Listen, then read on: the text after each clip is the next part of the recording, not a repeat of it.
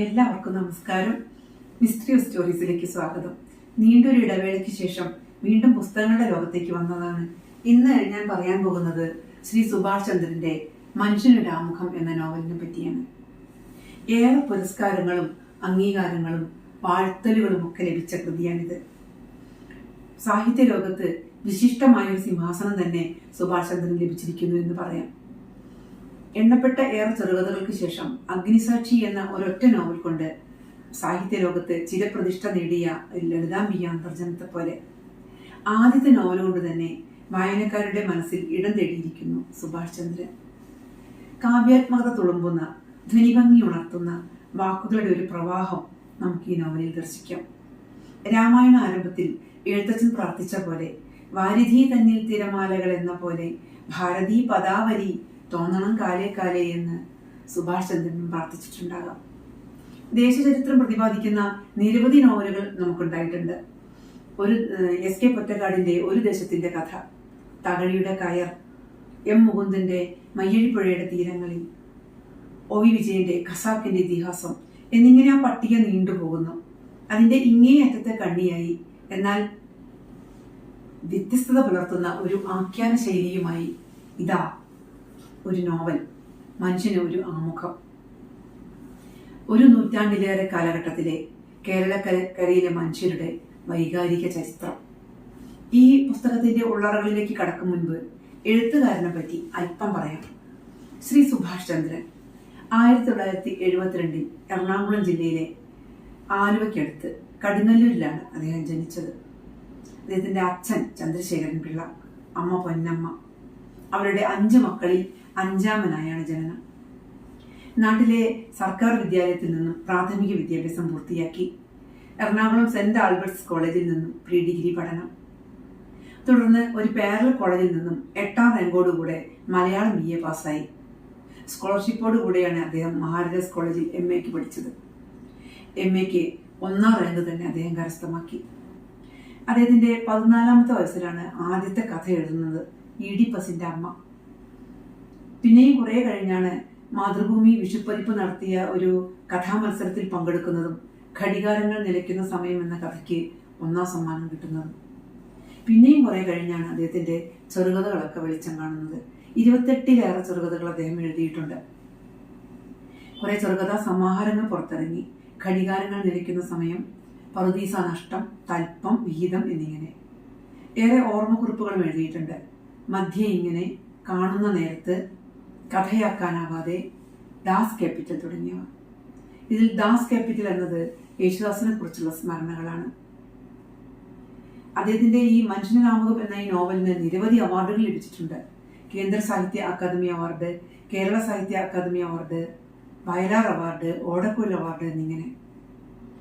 2ാമത്തെ നോവലാണ് സമുദ്രശില. സമുദ്രശിലയ്ക്ക് മലയാറ്റൂർ ഫൗണ്ടേഷൻ ഏർപ്പെടുത്തിയ പ്രഥമ സാഹിത്യ പുരസ്കാരം ലഭിക്കുകയുണ്ടായി. ഇതിനൊക്കെ പുറമെ പത്മപ്രഭ പുരസ്കാരം അദ്ദേഹത്തിന് ലഭിച്ചിട്ടുണ്ട്. ബഷീർ പുരസ്കാരം, അഷിത സ്മാരക പുരസ്കാരം തുടങ്ങി നിരവധി പുരസ്കാരങ്ങൾ അദ്ദേഹത്തിന് ലഭിക്കുകയുണ്ടായി. മനുഷ്യനാമുഖം എന്ന ഈ നോവൽ എ പ്രിഫേസ് ടു മേൻ എന്ന പേരിൽ ഇംഗ്ലീഷിലേക്ക് തർജ്ജമ ചെയ്തിട്ടുണ്ട്. അതിന് ക്രോസ് വേൾഡ് പുരസ്കാരം ലഭിച്ചു. ഇതിനു പുറമെ കന്നഡ, തമിഴ് ഭാഷകളിലേക്കും ഈ നോവൽ വിവർത്തനം ചെയ്തിട്ടുണ്ട്. ഇപ്പോൾ ഫ്രഞ്ചിലേക്കുള്ള വിവർത്തനം നടക്കുകയാണ്. അദ്ദേഹത്തിന്റെ ഭാര്യ ജയശ്രീ ടീച്ചർ, മക്കൾ സേതു പാർവതി, സേതു ലക്ഷ്മി. മാതൃഭൂമി ആഴ്ചപ്പതിപ്പിന്റെ പത്രാധിപരായി അദ്ദേഹം പ്രവർത്തിക്കുന്നു. നമുക്ക് നോവലിലേക്ക് ഒന്ന് ഇറങ്ങി നോക്കാം. തച്ചനക്കര എന്ന ഒരു സാങ്കല്പിക ഗ്രാമത്തിന്റെ കഥയിലൂടെയാണ് നോവലിസ്റ്റ് നമ്മളോട് കാര്യങ്ങൾ പറയാൻ ശ്രമിക്കുന്നത്. തച്ചനക്കര എന്ന ഗ്രാമത്തിന്റെ ചരിത്രത്തിലൂടെ ഓരോ മലയാളിയുടെയും ജീവിത സാഹചര്യങ്ങളിലൂടെ കടന്നു പോവുകയാണ് നോവലിസ്റ്റ് ചെയ്യുന്നത്. പെരുന്തച്ഛന്റെ നാടാണ് ഉളിയന്നൂര്. ഉളിയന്നൂർ തച്ചനെ അക്കരയാക്കിയ നാട് എന്ന അർത്ഥത്തിൽ ഇക്കരയുള്ള ഗ്രാമത്തിന് തച്ചനക്കര എന്ന പേര് വന്നു. 1900 മുതൽ തുടങ്ങുന്ന ഒരു നൂറ്റാണ്ടിലേറെ കാലഘട്ടമാണ് ഇവിടെ പ്രമേയമാകുന്നത്. കാലഘട്ടത്തിന്റെ മാറ്റത്തിനൊപ്പം മനുഷ്യ മനസ്സിന്റെ മാറ്റങ്ങൾ അല്ലെങ്കിൽ മനുഷ്യന്റെ സംസ്കരണം വായനക്കാർക്ക് അനുഭവവേദ്യമാകുന്ന തരത്തിൽ അവതരിപ്പിക്കുകയാണ് നോവലിസ്റ്റ് ചെയ്യുന്നത്. ഈ നോവലിലെ പ്രധാന കഥാപാത്രമായ ജിതേന്ദ്രൻ തന്റെ കാമുകിയായ ആൻമേരിക്ക് അയച്ച കത്തുകളിലെ ഭാഗങ്ങൾ ഓരോ അധ്യായത്തിന് തുടക്കത്തിലും കൊടുത്തുകൊണ്ട് ആധുനിക യുഗത്തിന്റെ മനുഷ്യസങ്കല്പവും കഴിഞ്ഞ കാലഘട്ടവും പരസ്പരം ഇഴ ചേർത്തുകൊണ്ട് ഈ നോവൽ മുന്നോട്ട് പോകുന്നു. ഇങ്ങനെയൊരു തിരിഞ്ഞുപോക്കും തിരിച്ചുവരവും നോവലിലുടനീളം കാണാം. കഴിഞ്ഞ നൂറ്റാണ്ടിൽ ജനിച്ചവർക്കും ഈ നൂറ്റാണ്ടിൽ ജീവിക്കുന്നവർക്കും വേണ്ടിയാണ് ഈ നോവൽ സമർപ്പണം ചെയ്തിട്ടുള്ളത്. ഇതിലെ പ്രാരംഭവാക്യം നോക്കൂ. ജിതേന്ദ്രൻ ആത്മീയക്ക് അയച്ച കത്തിലെ വാക്യമാണിത്. ധീരനും സ്വതന്ത്രനും സർവോപരി സർഗാത്മകനുമായ മനുഷ്യ ശിശു 60-70 വർഷം കൊണ്ട് ഭീരുവും പരതന്ത്രനുമായി തീർന്ന് സ്വന്തം സൃഷ്ടിപരത വംശവൃദ്ധിക്ക് വേണ്ടി മാത്രം ചെലവിട്ട് ഒടുവിൽ വൃദ്ധവേഷം കെട്ടിയ വലിയൊരു കുട്ടിയായി മരിച്ചു പോകുന്നതിനെയാണ് മനുഷ്യജീവിതം എന്ന് പറയുന്നതെങ്കിൽ, പ്രിയപ്പെട്ടവളെ, മനുഷ്യനായി പിറന്നതിൽ എനിക്ക് അഭിമാനിക്കാനൊന്നുമില്ല. ജിതേന്ദ്രന്റെ വാക്യമാണിത്. ശരിക്കും മനുഷ്യനെന്ന നിലയിൽ നമ്മെ ഇരുത്തി ചിന്തിപ്പിക്കുന്ന ഒരു വാക്യമാണിത്. മനുഷ്യനെന്ന നിലയിൽ നമുക്ക് എന്തെല്ലാം ചെയ്യാൻ കഴിയുമായിരുന്നു എന്ന ഒരു അന്വേഷണമാണ് നമ്മുടെ ഉള്ളിൽ മുഴങ്ങുന്നത്. 2010 ഈ നോവൽ പുറത്തിറങ്ങുന്നത്. അതിനു മുൻപുള്ള ഒരു 10 വർഷക്കാലം ഈ നോവലിന്റെ തയ്യാറെടുപ്പ് നടത്തിയ സുഭാഷ് ചന്ദ്രൻ ശരിക്കും വളരെ സൂക്ഷ്മമായാണ് ഈ നോവൽ രചിച്ചതെന്ന് പറയാം. ഇതിലെ ഓരോ ശബ്ദം പോലും ഓരോ അക്ഷരം പോലും നന്നായി മനസ്സിലാക്കിയാണ് അദ്ദേഹം എഴുതിയിട്ടുള്ളത്. കുഞ്ഞമ്മയുടെ തലയിൽ നിന്നും ഈരോലി കൊണ്ട് ഈര് വലിച്ചെടുത്ത് ഞെരിക്കുമ്പോൾ പത്മിനിയമ്മ പുറപ്പെടുവിക്കുന്ന ശബ്ദം പോലും നമുക്ക് കേൾക്കാം. നമുക്കത് സുപരിചിതമാണ്. മരണത്തെപ്പറ്റി ജിതേന്ദ്രൻ പറയുന്ന ഒരു വാക്യത്തോടു കൂടിയാണ് ഈ നോവൽ ആരംഭിക്കുന്നത്. പണ്ട് താൻ ക്രിക്കറ്റ് കളിച്ചിരുന്ന മൈതാനത്ത് ആയിടെ മുളച്ചു പൊന്തിയ കൂറ്റൻ എടുപ്പിന്റെ 8ാം നിലയിലിരുന്ന് തന്റെ ഭാര്യയോടൊപ്പം AM രാജയുടെ കാട്ടുചമ്പകം പൂത്തുലയുമ്പോൾ എന്ന പാട്ട് കേട്ടിരിക്കുന്ന സമയത്ത് അടിവയറ്റിൽ നിന്നും ഇക്കിളി പോലെ ആരംഭിച്ചൊരു വേദന ഹൃദയത്തിലേക്ക് ഇരച്ചു കയറിയാണ് ജിതേന്ദ്രൻ മരിക്കുന്നത്. അപ്പോൾ അദ്ദേഹം പറയുന്ന വാക്യമാണ്, പൂർണ്ണ വളർച്ചയെത്തും മുൻപ് മരിച്ചു പോകുന്ന ഒരേ ഒരു ജീവിയാണ് മനുഷ്യനെന്ന്.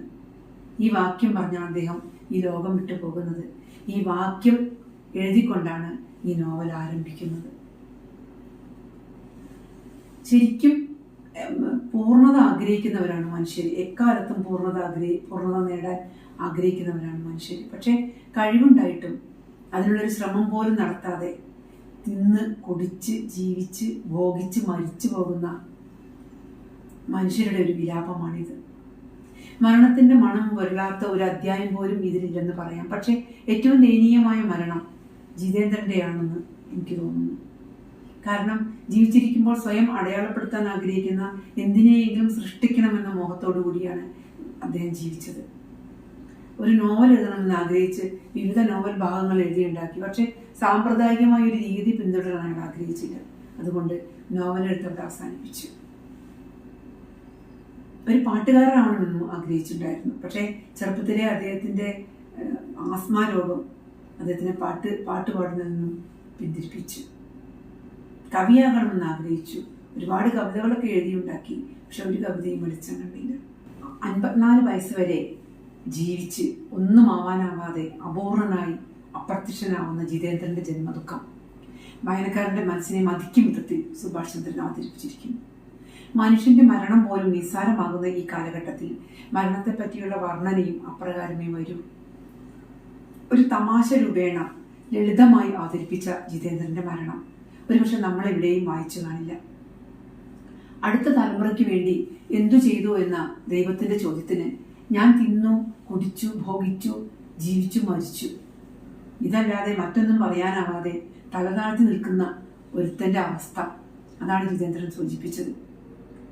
ഒഴിഞ്ഞ ഹൃദയത്തെക്കാൾ ഭാരമുള്ളതായി ഭൂമിയിലും നരകത്തിലും വേറൊന്നുമില്ല എന്നയാൾ സമർത്ഥിക്കുന്നു. ഇനി കഥയുടെ ചട്ടക്കൂട്ടിലേക്ക് വന്നാൽ ഈ നോവലിലെ ഒരു പ്രധാന കഥാപാത്രമാണ് നാറാപ്പിള്ള എന്ന നാരായണപിള്ള. അദ്ദേഹത്തിന്റെ തറവാടാണ് അയ്യാട്ടുംപിള്ളി തറവാട്. 1925 മഹാത്മാഗാന്ധി അദ്വൈതാശ്രമം സന്ദർശിച്ചപ്പോൾ ഈ നാറാപ്പിള്ളയ്ക്ക് 27 വയസ്സായിരുന്നു അത്രയും. അതായത് 1898 നാറാപ്പിള്ള ജനിച്ചിട്ടുണ്ടാവണം. നാറാപ്പിള്ളയുടെ ഈ തറവാട്ടിൽ ആദ്യമുണ്ടായത് നാറാപ്പിള്ളയുടെ മൂത്തമ്മാവന്റെയും മൂത്തമ്മാവനായ അയ്യാപ്പിള്ളയായിരുന്നു അത്ര. തിരുവിതാംകൂർ മഹാരാജാവ് കൽപ്പിച്ച് മരത്തിലേറ്റിക്കൊന്ന അയ്യാപ്പിള്ള ആൾക്കൂട് പോലെയുള്ള കൂട്ടിൽ കുംഭമാസത്തിലെ പൊരിവെയിലിൽ ജലപാനമില്ലാതെ ഉടുവസ്ത്രമില്ലാതെ 27 നാൾ അയാൾ ഞാന്നു കിടന്നു. പിന്നെ പ്രാണൻ പോകാൻ നേരം അയാളെ കൊത്തിവലിക്കാൻ വന്ന കഴുകന്മാരെ അയ്യാപ്പിള്ള ശക്തമായി ആട്ടിപ്പോലും. ആ ഉഗ്രനാട്ട് ഒരു കുലത്തിന് പേരിട്ടതാണ് അയ്യാട്ടുംപിള്ളി എന്ന്. ഈ അയ്യാട്ടുംപിള്ളിയിലെ കുടിയനായ, കുറ്റിയാനായ, കരിവീട്ട് നിറമുള്ള ഉഗ്രപ്രതാപിയായ ആളായിരുന്നു നാറാപ്പിള്ള എന്ന നാരായണപിള്ള. അയാൾ വിവാഹം കഴിച്ചത് അയാളുടെ ആശ്രിതനായ പീച്ചംകുറിച്ചിയിലെ അപ്പുനായരുടെ ഇളയ പെങ്ങളായ കുഞ്ഞുമ്മയായിരുന്നു. വിവാഹം കഴിഞ്ഞ ആദ്യ രാത്രിയിൽ അയാൾ ചോദിക്കുന്നുണ്ട്, നിന്റെ കാശല്ലാതെ കുഞ്ഞുവിന് ഇഷ്ടം തോന്നുന്ന എന്തെങ്കിലും എൻ്റെ അടുത്ത് ഉണ്ടോ എന്ന്. ഉണ്ടല്ലോ നിങ്ങളുടെ പേര് എന്ന് കുഞ്ഞമ്മ പെട്ടെന്ന് തന്നെ മറുപടി പറഞ്ഞു. നാറാപ്പിള്ള എന്നൊന്ന് ചോദിച്ചപ്പോൾ അല്ല, നാരായണപിള്ള എന്ന് വിശദീകരിച്ച് പറഞ്ഞു കൊടുത്തു. ഒന്നുകൂടെ കുഞ്ഞമ്മ കൂട്ടിച്ചേർത്തു, കഴിഞ്ഞയാഴ്ച സമാധിയായ ഗുരുദേവന്റെ ശരിപ്പേരല്ലേ അത് എന്ന്. ഇത് കേട്ടതോടുകൂടെ നാറാപ്പിള്ള നടുങ്ങി, ഞെട്ടി, അന്താളിച്ചു. അപ്പുനായരുടെ ഭാഷയിൽ പറഞ്ഞാൽ ഹരിഹരപ്പെട്ടുപോയി. സവർണ മേധാവിത്വത്തിനേറ്റ ഒരു ഉഗ്രൻ ചവിട്ട് തന്നെയായിരുന്നു അത്. ശ്രീനാരായണ ഗുരുവിനെ ഈഴവ ഗുരു എന്ന് പരിഹസിച്ച കൂട്ടത്തിൽപ്പെട്ട ആളായിരുന്നു ഈ നാറാപ്പിള്ള. അക്കാലത്ത് സവർണ മേധാവിത്വം മൊത്തം അങ്ങനെയായിരുന്നു. പിന്നെ ഒരിക്കൽ കുഞ്ഞമ്മ ചോദിക്കുന്നുണ്ട്, നിങ്ങളുടെ വാ നാറുന്നു എന്ന്. അത് കേട്ടതോടുകൂടെ അയാളുടെ ആഢ്യത്തിന് ഒരു ചവിട്ട് കൂടിയിട്ടു, ഒരു അടി കൂടിയിട്ടു. അതോടുകൂടി അയാൾ കുഞ്ഞമ്മയായിട്ട് മാനസികമായി അകന്നു എന്ന് വേണമെങ്കിൽ പറയാം. അയാൾക്കൊരടുപ്പം പിന്നെ കുഞ്ഞമ്മയോട് ഉണ്ടായിട്ടില്ല. സന്തോഷകരമായ ഒരു ജീവിതമൊന്നും ആയിരുന്നില്ല കുഞ്ഞമ്മയെ അയ്യാട്ടുംപിള്ളിയിൽ എതിരേറ്റത്. എങ്കിലും അവരവിടെ ജീവിച്ചു. അവർക്ക് 6 മക്കളുണ്ടായി.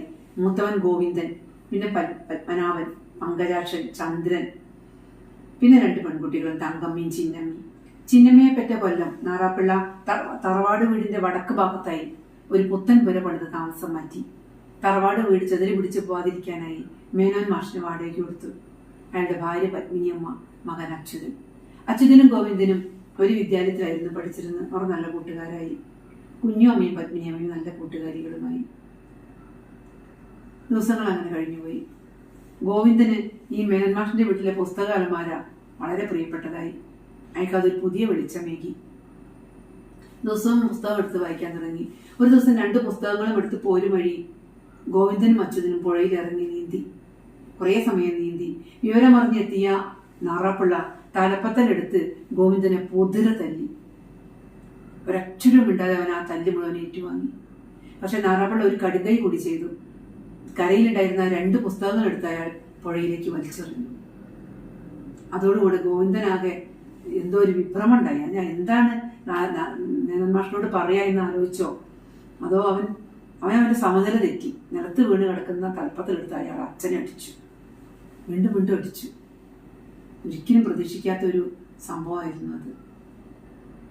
ആയിടയ്ക്കാണ് ആ നാട്ടിലൊരു നിലങ്കാരി ചുമ വന്ന് പിടിപെട്ടത്. കുട്ടികളെല്ലാം ചുമയ്ക്കാൻ തുടങ്ങി. അയ്യാട്ടുപിള്ളിയിലെ കുട്ടികളും ചുമയ്ക്കാൻ തുടങ്ങി. കുട്ടികളെ വൈദ്യരെ കാണിക്കേണ്ടതിന്റെ ആവശ്യകത കുഞ്ഞമ്മ പറഞ്ഞു നോക്കി. കാക്കാശി ഞാൻ തരില്ല. തന്റെ തല്ലുന്ന കുരുകുരുത്തം കെട്ടന്മാരൊക്കെ ചുമച്ചും തൂറിയും ചാവുകയുള്ളൂ, ചാവട്ടെ എന്ന നിലപാടായിരുന്നു അയാൾക്ക്. അച്യുതൻ ചുമയ്ക്കാൻ തുടങ്ങിയപ്പോ മേനോൻ മാഷ് അച്യുതനെയും കൂട്ടി വൈദ്യരെടുത്ത് പോകാൻ ഇറങ്ങി. ആ സമയത്ത് കുഞ്ഞമ്മയും മക്കളെയും കൂട്ടിപ്പോയി. മരുന്ന് കിട്ടി. പക്ഷെ പത്മനാഭൻ അത് മാത്രമല്ല തർക്കട്. നാറാപ്പിള്ളയോട് ഇവിടം വരെ ഒന്ന് വരാൻ പറയണമെന്ന് വൈദ്യര് ചൊല്ലി അയച്ചു. അത് പറഞ്ഞിട്ടൊന്നും അയാൾ പോവാൻ കൂട്ടാക്കിയില്ല. അല്ലെങ്കിൽ ഈ വിറ്റങ്ങളൊക്കെ രോഗം മാറി കയറിയിട്ട് എന്തിനാ നിന്റെ പിണ്ണം വെക്കാനോ എന്നാണ് നാറാപ്പിള്ള ചോദിച്ചത്. പിണ്ണം വെക്കുക, ശവം തീറ്റിക്കുക തുടങ്ങിയ ശകാര വാക്കുകളല്ലാതെ നാറാപ്പിള്ളയുടെ വായിൽ നിന്നും നല്ലതൊന്നും വരാറില്ല. ഏതായാലും വൈദ്യരെടുത്തുനിന്ന് പോകുന്ന 10ാം ദിവസം പത്മനാഭൻ മരിച്ചു. ആ കാലനെ വിളി മക്കളെ, നിന്റെ മോൻ പോയി എന്ന് പറ എന്ന കുഞ്ഞമ്മയുടെ രോദനം അവിടെ മുഴങ്ങി. പത്മനാഭൻ മരിച്ച് 1.5 മാസം കഴിഞ്ഞപ്പോ മേനോൻ മാഷ് കുടുംബവും അവിടുത്തെ താമസം മാറ്റി. ഗോവിന്ദനും അച്യുതനും വേർപിരിയുന്നവർക്ക് ഭയങ്കര സങ്കടമായിരുന്നു. കുഞ്ഞമ്മയും പത്മിനിയമ്മയും കെട്ടിപ്പിടിച്ചു കരഞ്ഞു.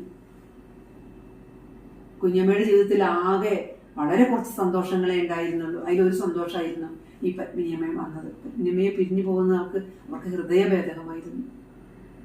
വേറൊരു സന്തോഷം പണ്ട് ഈ കുഞ്ഞമ്മയോടൊപ്പം കളിച്ചു വളർന്ന കേശവനായിരുന്നു. കുഞ്ഞമ്മയുടെ ചേച്ചിയുടെ മകൻ. ഒരു സമപ്രായക്കാരായിരുന്നു. ഇത്രയും സ്നേഹത്തിൽ കഴിഞ്ഞിരുന്ന അവര് ഒരു ദിവസം കേശവൻ നാട് വിട്ടുപോയി.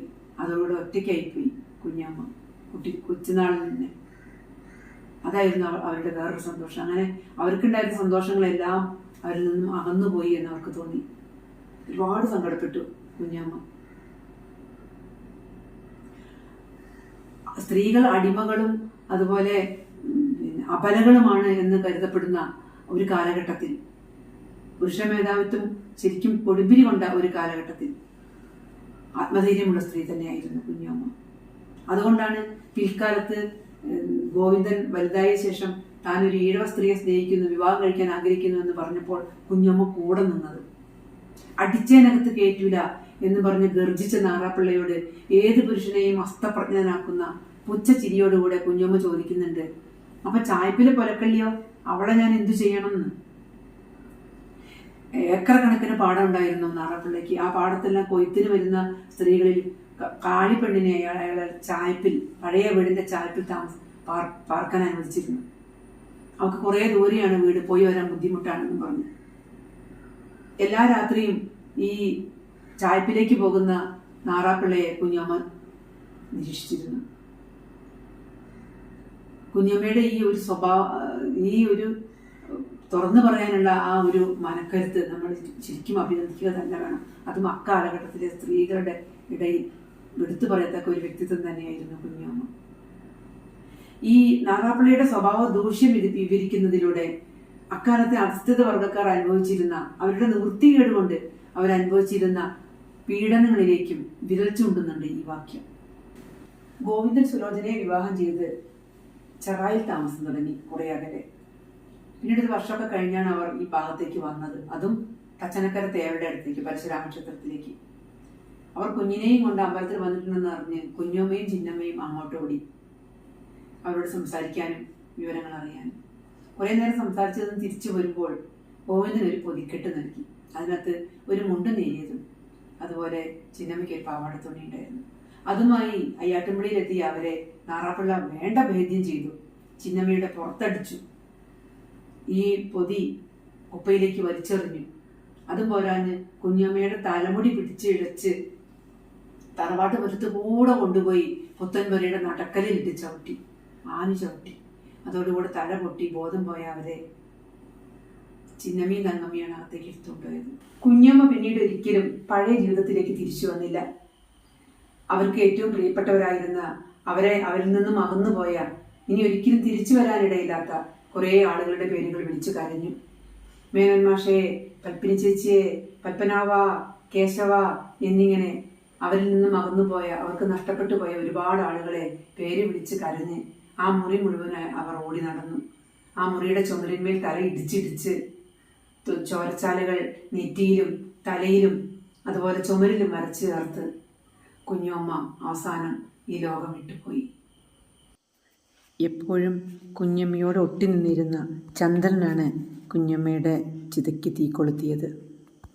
കുറച്ചുനാൾ കഴിഞ്ഞ് നാറാപ്പിള്ളയുടെ മുറിയുടെ ചുമരിൽ കരിക്കട്ട കൊണ്ട് തൻ്റെ തീരുമാനം എഴുതി വെച്ച് എങ്ങോട്ടെന്നില്ലാതെ നാട് വിട്ടുപോയി. ഭൂപരിഷ്കരണ നിയമം സാർവത്രികമാവും മുമ്പ് നാറാപ്പിള്ള തറവാട് ഓഹരി വെച്ച് അളന്ന് തിരിച്ച് മക്കൾക്ക് രജിസ്റ്ററാക്കി കൊടുത്തു. കാലത്തിൻ്റെ ഒഴുക്കിൽ നാറാപ്പിള്ളയ്ക്ക് വയസ്സായി. അക്കാലത്താണ് ആ നാട്ടിൽ ഒരു സ്വാമി എത്തി സത്രത്തിൽ താമസമാക്കിയത്. എല്ലാവരും പറഞ്ഞ് സ്വാമിയെ കാണണമെന്ന മോഹം നാറാപ്പിള്ളയ്ക്ക് കലശലായി. സ്വാമിയെ കാണാൻ 34 തവണ ശ്രമിച്ച് പിന്മാറി. അവസാനം നാറാപ്പിള്ളയുടെ 82ാം പിറന്നാളിൻ്റെ അന്നാണ് ആ സമാഗമം നടന്നത്. സത്രത്തിലിരുന്ന് സ്വാമിയുമായി സംസാരിച്ച് തൻ്റെ പാപഭാരം ഇറക്കി വയ്ക്കാൻ നാറാപ്പിള്ള ഒരു ശ്രമം നടത്തി. മറ്റുള്ളവരെ കോസാതെ ജീവിക്കുമ്പോൾ നമ്മൾ ലോകത്തിന് സമ്മാനിക്കുന്ന വേദനയും ദുഃഖവും നമുക്ക് ബാധകമല്ല എന്ന് താങ്കൾ കരുതുന്നുവല്ലേ എന്ന് സ്വാമി ചോദിക്കുന്നുണ്ട്. ഈ അവസാന കാലത്ത് ഒറ്റപ്പെട്ട ജീവിതം നയിക്കേണ്ടി വന്നതിൻ്റെ കാരണം ആ ഒറ്റ ചവിട്ടാണെന്ന് നാറാപ്പിള്ള തിരിച്ചറിഞ്ഞിരുന്നു. പലപ്പോഴും കുഞ്ഞമ്മയെ സ്വപ്നത്തിൽ കാണുന്നതും അവരെ സന്തോഷിപ്പിക്കാനായി തൻ്റേതെല്ലാം മക്കൾക്ക് കണക്കാക്കി എഴുതി കൊടുത്തതും എല്ലാം കുറ്റബോധത്തിൽ നിന്നും പശ്ചാത്താപത്തിലേക്കുള്ള യാത്രയായിരുന്നു. എന്നാൽ അങ്ങനെ ആഞ്ഞു ചവിട്ടാൻ ആ സ്ത്രീ ചെയ്ത കുറ്റം എന്തായിരുന്നു എന്ന് ചോദിച്ച സ്വാമിയോട് മേനോൻ മാഷിനെയും കുഞ്ഞമ്മയെയും പറ്റി ഇല്ലാവചനം പറയുകയാണ് നാറാപ്പിള്ള ചെയ്തത്. കാപട്യത്തിൻ്റെ, അതിജീവനത്തിൻ്റെ, വഞ്ചനയുടെ, ആത്മരക്ഷയ്ക്കായുള്ള വ്യാജ സമർത്ഥനം എന്ന് നോവലിസ്റ്റ് സാക്ഷ്യപ്പെടുത്തുന്നുണ്ട്. അത്യുഗ്രമായ അലർച്ചയോടെയാണ് സന്യാസി അതിന് മറുപടി പറഞ്ഞത്. ആ രംഗത്തിനവസാനം പണ്ട് നാടുവിട്ടുപോയ തൻ്റെ മകൻ ചന്ദ്രനാണതെന്ന് തിരിച്ചറിഞ്ഞ നാറാപ്പിള്ള വീണുപോയി. കുറേ സമയം കഴിഞ്ഞ് പങ്കജാക്ഷനും നാട്ടുകാരും ചേർന്ന് സത്രത്തിൽ അബോധാവസ്ഥയിൽ കിടന്ന നാറാപ്പിള്ളയെ വീട്ടിലേക്ക് എടുത്തുകൊണ്ടുപോന്നു. നാറാപ്പിള്ള കിടപ്പിലായ വിവരമറിഞ്ഞെത്തിയ ഗോവിന്ദനാണ് വികൃതിക്കുട്ടിയെപ്പോലെ കുതറുകയും വന്യമൃഗത്തെപ്പോലെ അമറുകയും ചെയ്ത നാറാപ്പിള്ളയെ ശുശ്രൂഷിച്ചത്. ഡെറ്റോൾ ഒഴിച്ച ചെറു ചൂടുവെള്ളത്തിൽ 2 നേരം കുളിപ്പിക്കുകയും വസ്ത്രങ്ങൾ അലക്കുകയും മലമൂത്ര വിസർജനങ്ങൾ നീക്കി മുറി ശുചിയാക്കുകയും ചെയ്യുമ്പോൾ തുറച്ചു നോക്കുന്ന നാറാപ്പിള്ളയോട് ഗോവിന്ദൻ പറയും, "ഞാനാ അച്ഛാ, പഴയൊരു ഗോവിന്ദൻ." ഒറ്റയ്ക്കിരിക്കാനും കഞ്ഞി കുടിക്കാനും നാറാപ്പിള്ളയ്ക്ക് വശമായപ്പോൾ 25-ാം ദിവസം ചെറായിൽ പോയി 2 ദിവസത്തിനകം വരാമെന്ന് പറഞ്ഞ് ഗോവിന്ദൻ പോയി. 27-ാം നാൾ ലോട്ടയുമെടുത്ത് അമ്പലക്കുളത്തിലേക്ക് കുളിക്കാൻ പോയ നാറാപ്പിള്ള കുളിച്ചു കയറിയില്ല. ശ്വാസം മുട്ടിയുള്ള ഒരു മരണത്തിലേക്ക് അയാൾ കൂപ്പുകുത്തി. ഇനി ജിതേന്ദ്രനിലേക്ക് വരാം. ജിതേന്ദ്രൻ മരിച്ച ശേഷം അയാൾ പണ്ടെഴുതിയ 40 കത്തുകളും അയാൾ പലപ്പോഴായി കുറിച്ചു വെച്ച നോവൽ ഭാഗങ്ങളും ആൻമേരി വായിച്ചു നോക്കുന്നു. ഒരാളുടെ മരണശേഷം അയാളെ ഈ ഭൂമിയിൽ നിലനിർത്തുന്നതാണ് അയാളുടെ വാക്കുകൾ, അക്ഷരക്കൂട്ടങ്ങൾ എന്ന് ആൻമേരി തിരിച്ചറിഞ്ഞു. വളരെ വൈകിയാണ് ഉറങ്ങിയത്. ഒരു മതിഭ്രമം പോലെ അവളുടെ കണ്ണുകളിൽ ഒരു പുസ്തകം തെളിഞ്ഞു. അവൾ അതിൽ തൊടാൻ കൈനീട്ടി. ഉറക്കമുണർന്നുപോയി. പിറ്റേന്ന് അപരിചിതനായ ഒരു സാഹിത്യകാരൻ അവിടെ വന്നു. ആൻമേരി കൂടി കഥാപാത്രമാവുന്ന ഒരു നോവൽ എന്ന് പറഞ്ഞ് ഒരു പുസ്തകം കൊടുത്തു. മനുഷ്യന് ഒരു ആമുഖം. അതിലെ ആദ്യത്തെ പേജിൽ ജിതേന്ദ്രൻ ആൻമേരിക്ക് അയച്ച കത്തിലെ ഭാഗം കണ്ട് അവൾ അത്ഭുതപ്പെട്ടു. ആ പുസ്തകം അവൾക്ക് സമ്മാനിച്ച് അയാൾ വെളിച്ചത്തിലേക്ക് നടന്നുപോയി. എല്ലാം തെളിഞ്ഞു കാണുന്ന സുതാര്യമായ ഒരു പ്രകാശധാരയിലേക്കാണ് എഴുത്തുകാരൻ നടന്നു പോകുന്നതെന്ന് അർത്ഥം. നിരവധി കഥാപാത്രങ്ങളുള്ള ഈ നോവലിൽ മനസ്സിൽ തങ്ങി നിൽക്കുന്ന ചില കഥാപാത്രങ്ങളുണ്ട്. ചിലർ ഒരു നൊമ്പരമായി നമ്മെ അസ്വസ്ഥമാക്കുന്നു. മുരിങ്ങാട്ടിൽ ലീല, ദാരിദ്ര്യത്തിൻ്റെ നെല്ലിപ്പറയ കണ്ട കുടുംബത്തിലെ കുട്ടി, ചിന്നമ്മയുടെ കൂട്ടുകാരിയായിരുന്നു. കരിമ്പനടിച്ച വെള്ളക്കുപ്പായവും കീറി തുടങ്ങിയ പച്ചപ്പാവാടയും ഒരു കഷ്ണം അലക്കുസോപ്പും കടവിൽ അവശേഷിപ്പിച്ച് പെരിയാറിൻ്റെ അഗാധതയിലേക്ക് ഊളിയിട്ടു പോയ മുരിങ്ങാട്ടിൽ ലീല. വലതുകാലിൽ മന്തുള്ള ശങ്കരൻ്റെ പെങ്ങൾ കുന്തി, ഇടതുകാൽ പോളിയോ ബാധിച്ച് തളർന്നുപോയ തങ്കമ്മയുടെ 2ാമത്തെ മകൾ രാധ, തീവ്ര ഇടതുപക്ഷ ചിന്താഗതിക്കാരനും അരുണോദയം ക്ലബിൻ്റെ പ്രസിഡന്റുമായിരുന്ന നെടുമ്പള്ളി മനയ്ക്കലെ വാസുദേവൻ നമ്പൂതിരി, പൂണൂൽ ഉപേക്ഷിച്ച വിപ്ലവകാരി. അരുണോദയം ക്ലബിലേക്ക് ചുവന്ന കൊടിയും പിടിച്ച് 2 പേർ ഓടിക്കയറി എന്ന രാമൻപിള്ള പോലീസിൻ്റെ പ്രസ്താവനയാണ് വാസുദേവൻ എന്ന നക്സലൈറ്റ് എന്ന് മുദ്രകുത്തി അടിച്ചും ഇടിച്ചും തുടരെ മർദ്ദിച്ചും കണ്ണിനും ശരീരത്തിനും മനസ്സിനും തീരാ ചതവ് സമ്മാനിച്ച ഈ സിസ്റ്റം. പക്ഷേ യഥാർത്ഥത്തിൽ അതിൻ്റെ കാരണക്കാർ കൊച്ചുപരശുവിൻ്റെ മകൻ വിശ്വനാഥനും ചമ്മരത്തെ അമ്മണിയമ്മയുടെ മകൾ ലളിതയുമായിരുന്നു. വിചാരണയിൽ കുറ്റക്കാരനല്ലെന്ന് കണ്ട് വെറുതെ വിട്ടെങ്കിലും പൂർവാശ്രമത്തെക്കുറിച്ചും എല്ലാ ഓർമ്മകളും മാഞ്ഞുപോയ വാസുദേവൻ ഹലോ നമ്പൂതിരിയും അലോംപൂരിയും അവസാനം അലംപൂരിയുമായി.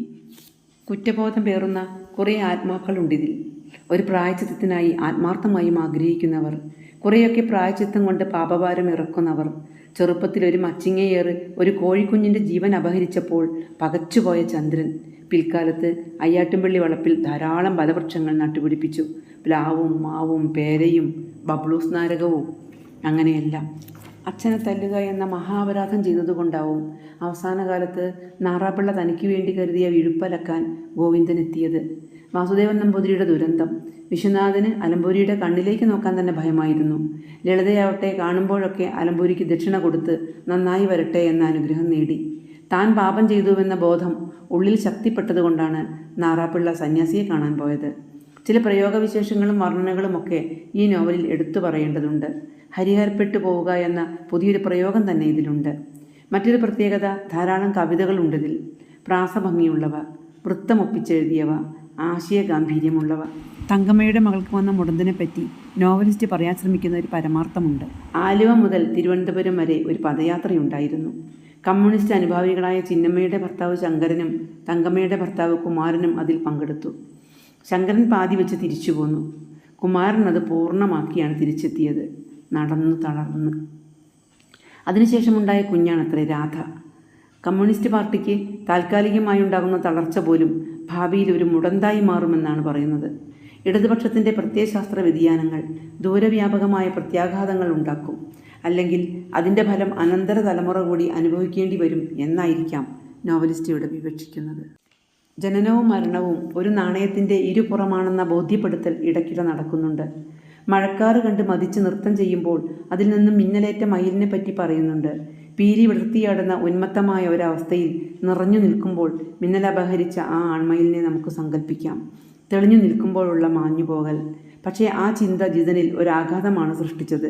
അതുകൊണ്ടാണ് ജിതൻ കുറിച്ചത്, ബോധകാലത്തിൻ്റെ കാളമേഘത്തിൽ നിന്ന് മിന്നലേറ്റ് പീലികൾ കത്തി നൃത്തം ചെയ്യുന്ന ഒരു ആൺമയിലാണ് ഞാൻ എന്ന്. ധർമ്മം, അർത്ഥം, കാമം, മോക്ഷം എന്നിങ്ങനെ ചതുർവിധ പുരുഷാർത്ഥങ്ങളിലൂടെ മനുഷ്യജീവിതത്തിൻ്റെ പൂർത്തീകരണമാണ് പുരാണത്തിൽ പറയുന്നതെങ്കിൽ മറ്റൊരു വീക്ഷണകോണിലൂടെ ഈ 4 അവസ്ഥകളെ വ്യാഖ്യാനിക്കാനാണ് സുഭാഷ് ചന്ദ്രൻ ശ്രമിക്കുന്നത്. ധർമ്മം, അവനവൻ ആത്മസുഖത്തിനാചരിക്കുന്നവ അപരന്നു സുഖത്തിനായി വരേണമെന്ന പ്രബോധനമരുളിയ ശ്രീനാരായണ ഗുരുവിനെ ഉജ്ജ്വലമായൊരു വ്യക്തിത്വമായി ചിത്രീകരിച്ചിരിക്കുന്നു. ഗുരു നൽകിയ വെളിച്ചത്തിലൂടെ മുന്നേറാൻ ജനങ്ങൾ മുന്നോട്ട് വന്നു. പക്ഷേ ഇതേ ഭാഗത്ത് തന്നെ കൊടിയ പാവം ചെയ്ത മരണമൊഴി പോലെ കുഞ്ഞുമ്മ പറഞ്ഞ അവസാന വാക്കായ കാലൻ എന്നത് ശരിക്കും യോജിക്കുന്ന നാറാപ്പിള്ള എന്ന നാരായണപിള്ള ജീവിച്ചിരുന്നു. ഗുരുദേവനെ ഈഴവ ഗുരുവായി ചിത്രീകരിക്കുകയാണ് അന്നത്തെ സവർണ മേധാവിത്വം ചെയ്തത്. എന്നാൽ തന്നെയും ഗുരുദേവൻ നൽകിയ വെളിച്ചം സമൂഹത്തിനു മേൽ പ്രകാശം ചൊരിഞ്ഞിരുന്നു. ഫ്യൂഡൽ വ്യവസ്ഥിതിയിൽ നിന്നും കരകയറാനൊരു ശ്രമം ഈ ഭാഗത്ത് പ്രകടമാകുന്നു. അർത്ഥം, ജന്മിത്വത്തിൽ നിന്നും മുതലാളിത്തത്തിൽ നിന്നും സോഷ്യലിസ്റ്റ് ചിന്താഗതിയിലേക്കുള്ള ചുവടുമാറ്റം ഇവിടെ അടയാളപ്പെടുത്തുന്നു. അർത്ഥത്തിൻ്റെ നാനാർത്ഥ പ്രയോഗത്തിലൂടെ ഇവിടെ ധനം, ഉദ്ദേശ്യം, ആഗ്രഹം, അപേക്ഷ തുടങ്ങി വിവിധ അർത്ഥങ്ങളിലേക്ക് നമുക്ക് പോകാം. ധനസമ്പാദനത്തിനുള്ള ആർത്തിയും എത്ര കിട്ടിയാലും മതിയാവാത്തവരും ഒരുപാടുണ്ട്. അതോടൊപ്പം വ്യത്യസ്തരായി ചിന്തിക്കുന്ന, ജീവിതത്തിൻ്റെ അർത്ഥം കണ്ടെത്താൻ കിണഞ്ഞു പരിശ്രമിക്കുന്ന സർഗാത്മകരായ മനുഷ്യരെയും നമ്മൾ കാണാതിരുന്നുകൂടാ. തച്ചനക്കര ഗ്രാമത്തിലുള്ളവർക്ക് വന്നുപെട്ട മാറ്റങ്ങൾ നാടിൻ്റെ മാറ്റത്തിലൂടെ, കാലഘട്ടത്തിൻ്റെ മാറ്റത്തിലൂടെ നമുക്ക് പറഞ്ഞു തരുന്നു. ആദ്യ കമ്മ്യൂണിസ്റ്റ് മന്ത്രിസഭ അധികാരമേറ്റതും ഭൂപരിഷ്കരണ നിയമം വന്നതും ജാതിയും മതവും തിരിച്ചറിയുന്ന പേരുകൾ മക്കൾക്കിടുന്ന പതിവ് ജനങ്ങൾ മാറ്റിയതും പുരോഗമനാശയങ്ങൾ ഉണർന്നതും ഇവിടെ ചിത്രീകരിക്കുന്നുണ്ട്. മാറ്റത്തിൻ്റെ കാറ്റ് അവിടെ ആഞ്ഞുവീശി. കാമം, മാറ്റങ്ങളുടെ തുടർച്ച ഒരു മാലപ്പടക്കം പോലെ പൊട്ടിച്ചിതറുമ്പോൾ ജീവികളുടെ സൃഷ്ടിപരതയും കൂടെ വിഷയമാകുന്നു. കാമം ജൈവശാസ്ത്രപരമായ ഒരു ആവശ്യമെന്ന നിലയ്ക്ക് മനുഷ്യരിലും മൃഗങ്ങളിലുമൊക്കെ ഇതൾ വിരിയുന്നത് ഇവിടെ പരാമർശിക്കപ്പെടുന്നു. വിവിധ പ്രായങ്ങളിൽ മനുഷ്യ മനസ്സിൻ്റെ അറിവിൻ്റെ മേഖലകൾ വ്യത്യസ്തമാണ്. വ്യത്യസ്തമായ തീരങ്ങൾ തേടി അലയുന്ന ഒരു കൂട്ടം മനുഷ്യർ. മനഃശാസ്ത്രപരമായാണ് ഈ ഭാഗം വിശകലനം ചെയ്യേണ്ടതെന്ന് തോന്നുന്നു. ഉപബോധ മനസ്സിൽ നടമാടുന്ന ചിത്രങ്ങളും ബോധ മനസ്സിൽ മനുഷ്യരുടെ ചെയ്തികളും തമ്മിലുള്ള സാമ്യവും വൈജാത്യവും ഈ ഭാഗത്ത് നിഴലിക്കുന്നുണ്ട്. ഒപ്പം ലൈംഗികതയുടെ നിഴലുകളും. ജീവി എന്ന നിലയ്ക്ക് മനുഷ്യൻ്റെയും മൃഗങ്ങളുടെയും പക്ഷികളുടെയും ഒക്കെ ചോദന സമം തന്നെ.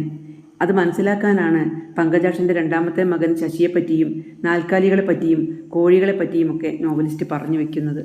മോക്ഷം, എല്ലാ കെട്ടുപാടിൽ നിന്നുള്ള മോചനമാണ് മോക്ഷം. ഒരാളുടെ ജന്മോദ്ദേശം സഫലമാകുമ്പോൾ മോക്ഷം കിട്ടിയെന്ന പഴയ ചിന്താഗതിക്ക് ഒരു തിരുത്ത്. അതല്ല യഥാർത്ഥ മോക്ഷം. ബോധമുള്ള മനുഷ്യൻ പല ചക്രങ്ങളിലൂടെ കറങ്ങി സംസ്കരിക്കപ്പെട്ട അവസ്ഥയിലെത്തുന്നതാണ് മോക്ഷം. ജിതേന്ദ്രൻ്റെ ബാല്യ, കൗമാര, യൗവന കാലഘട്ടങ്ങളിലൂടെ കടന്നുപോയിക്കൊണ്ടാണ് അത് സമർത്ഥിക്കുന്നത്. മുതലാളിത്തം അതിൻ്റെ ഭീതിതമായ അവസ്ഥയിലെത്തുന്നതും ആഗോളവൽക്കരണം പിടിമുറുക്കുന്നതും ജിതേന്ദ്രൻ്റെ കളിപ്പാട്ട ഫാക്ടറിയുടെ പശ്ചാത്തലത്തിൽ വിവരിക്കുന്നുണ്ട്. ശോഷിച്ച കുടുംബ ബന്ധങ്ങളും അവസാനത്തെ ഒറ്റപ്പെടലും എല്ലാ വ്യഥകളും പേറിയുള്ള ജിതേന്ദ്രൻ്റെ വേർപാടും എന്താണ് ശരിക്കുള്ള മോക്ഷമെന്ന് ചിന്തിക്കാൻ പ്രേരകമാക്കുന്നു. മനുഷ്യന്റെ പല നിലയ്ക്കുമുള്ള ബന്ധങ്ങളുടെ ചരിത്രമാണിത്. ധർമാർത്ഥ കാമമോക്ഷങ്ങളിലൂടെ അത് പൂർണ്ണമാക്കുന്നു. സ്നേഹബന്ധവും രക്തബന്ധവും പ്രണയവും രതിയും മൃത്യുവും അധികാരവും ആർത്തിയും മനസ്സിന്റെ വൈകല്യങ്ങളും ദയയും വൈരാഗ്യവും എല്ലാം അതിൻ്റെതായ തീവ്രതയോടെ ആവിഷ്കരിക്കാൻ സുഭാഷ് ചന്ദ്രന് കഴിഞ്ഞിട്ടുണ്ട്. ലോകത്തിൽ മനുഷ്യനായി പിറന്നതിൽ അഭിമാനിക്കാൻ പറ്റും. അതിനായി മനസ്സർപ്പിക്കണമെന്നും അങ്ങനെയൊരു പുലരി വിടരുമെന്ന പ്രതീക്ഷ മനുഷ്യനെ യഥാർത്ഥ മനുഷ്യനാക്കുമെന്നും ഒരുപാട് കാര്യങ്ങൾ മനുഷ്യന് ചെയ്യാനുണ്ടെന്നും ഈ നോവലിലൂടെ നമുക്ക് ബോധ്യമാവുന്നു. അയ്യാട്ടുംപള്ളി തറവാട്ടിലെ നാറാപ്പിള്ളയുടെയും കുഞ്ഞമ്മയുടെയും ജീവിതത്തിലൂടെ ഒന്ന് എത്തി നോക്കുക മാത്രമാണ് ഞാൻ ചെയ്തത്. അവരുടെ മക്കളുടെയും പേരമക്കളുടെയും അവരുടെ മക്കളുടെയും ഒക്കെ ജീവിതകഥ മാത്രമല്ല, തച്ചനക്കര എന്ന ഗ്രാമത്തിലെ നാനാ മതസ്ഥരായ ആളുകളുടെ ജീവിത പ്രശ്നങ്ങളിലേക്കും ഈ നോവൽ ഇതൾ വിരിയുന്നുണ്ട്. അവിടുത്തെ പ്രശസ്തമായ പരശുരാമ ക്ഷേത്രവും തേവരും, പൂവാമ്പറമ്പത്ത് ശാശ്വതൻ പിള്ള എന്ന പൂശാപ്പിയുടെ ചായക്കടയും, അവിടെ ചായ കുടിക്കാനെത്തുന്നവരും പരദൂഷണം പറയുന്നവരും, അവിടുത്തെ സ്വദേശാഭിമാനി രാമകൃഷ്ണപിള്ളയുടെ ബന്ധുവാണെന്ന രീതിയിൽ അവിടെയൊക്കെ വർത്തമാനം പറഞ്ഞ് നടന്നിരുന്ന സ്വദേശാഭിമാനി കുട്ടൻപിള്ളയും, നാറാപ്പിള്ളിയുടെ സ്ഥലത്ത് പാട്ടത്തിന് ഇഷ്ടികക്കളം നടത്തിയിരുന്ന ദേവസിയും കഞ്ഞിവെള്ളവും കാടിവെള്ളവും ഒക്കെ ശേഖരിക്കാൻ എത്തിയിരുന്ന ആമിനുമ്മയും നാറാപ്പിള്ളിയുടെ അവസാന കാലത്ത് അയാൾക്ക് വെള്ളം ചൂടാക്കി കൊടുക്കാൻ എത്തിയ കോതപ്പുലക്കല്ലിയും ഒരു മഴക്കാലത്ത് അവിടുത്തെ കിണറ്റിൽ വന്നുപെട്ട ആമയും വരെ കഥാപാത്രങ്ങളാവുന്നുണ്ട് ഈ നോവലിൽ. 100 കണക്കിന് കഥാപാത്രങ്ങൾ ഇതിൽ അണിനിരക്കുന്നു. ആമയെ നോക്കി കോതപ്പുലക്കല്ലി പാടുന്ന ആ നാടൻ പാട്ട് ഏറെ പ്രശസ്തമാണ്. ഏതായാലും ഈ പുസ്തകം വായിച്ചിട്ടില്ലെങ്കിൽ തീർച്ചയായും എല്ലാവരും മനുഷ്യനൊരു ആമുഖം വായിക്കാൻ ശ്രമിക്കണം. ഈ വീഡിയോ കണ്ട് അഭിപ്രായങ്ങൾ കമൻറ്റ് ചെയ്യണം. ഇതുവരെ എല്ലാവരും നൽകുന്ന സപ്പോർട്ടിന് ഒരുപാട് നന്ദിയുണ്ട്. തുടർന്നും ഈ സപ്പോർട്ട് ഉണ്ടാകുമെന്ന് പ്രതീക്ഷിക്കുന്നു. വീണ്ടും മറ്റൊരു പുസ്തകവുമായി കാണാമെന്ന പ്രതീക്ഷയോടെ വിടാം.